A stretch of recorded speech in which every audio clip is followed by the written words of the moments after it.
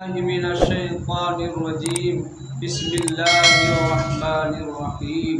مثلهم كمثل الذي استوقد نارا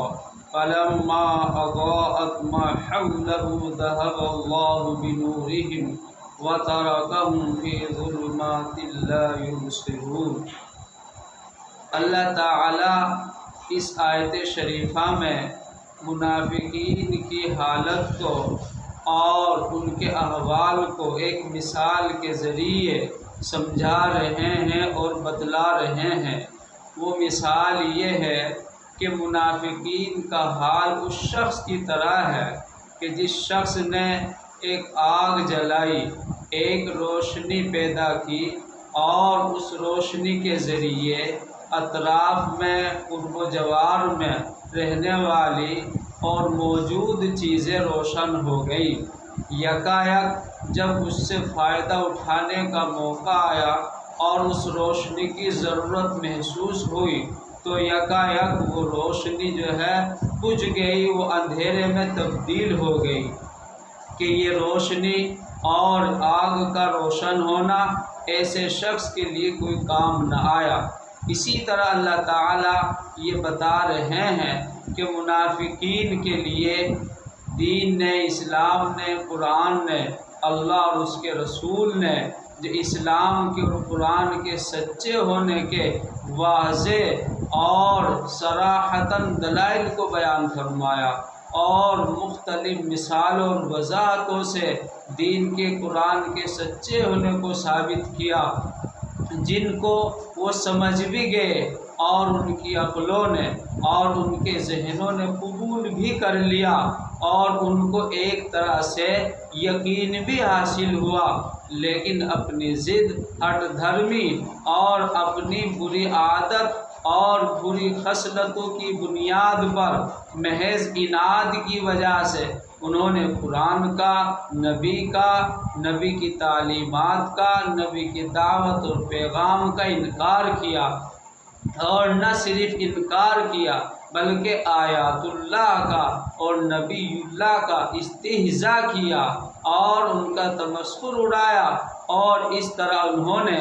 اپنے آپ کو اللہ رسول کی نگاہ میں ذلیل کیا، تو پھر اللہ تبارک و تعالیٰ نے ان کی بات ان پر چھوڑ دی اور اس کو اس طرح سمجھایا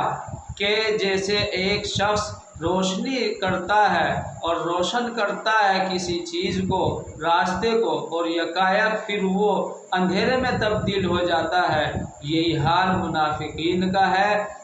کہ ان کو نہ اللہ کی رضا حاصل ہوگی، نہ انہیں آخرت میں کامیابی ملے گی، حتیٰ کہ دنیا میں بھی ذلت اور رسوائی کے یہ شکار ہوں گے۔ اس طرح ان کی دنیا بھی خراب ہوگی اور آخرت بھی خراب ہوگی، یہ شخص اسی لائق کا نہیں رہتا۔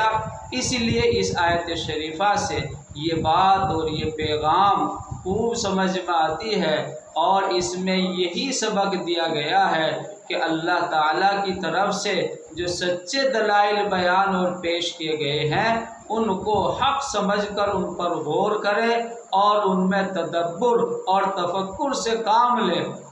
تو انشاءاللہ قرآن کی حقانیت اور دین اسلام کی برتری سمجھ میں بھی آئے گی اور ثابت بھی ہوگی۔ بہت ضروری ہے کہ ہم اپنے کھلے ذہن سے کتاب اللہ کو قبول کریں اور کتاب اللہ کے بتائے ہوئے اور منتخب کیے ہوئے راستے کو اختیار کریں، ورنہ پھر ہمارا معاملہ بھی منافقین جیسا ہوگا کہ کہتے کچھ ہیں اور کرتے کچھ ہیں۔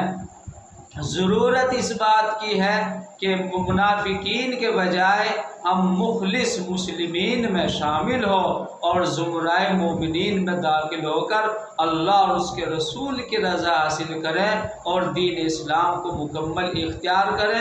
اللہ تبارک و تعالی ہمیں دین صحیح کی صحیح سمجھ عطا فرمائے اور اس کو قبول کرنے اور اس پر عمل کرنے کی توفیق عطا فرمائے۔ ہر ایک مومن کے لیے یہ ایک کھلی بات ہے اور کھلی دعوت ہے اللہ کی طرف سے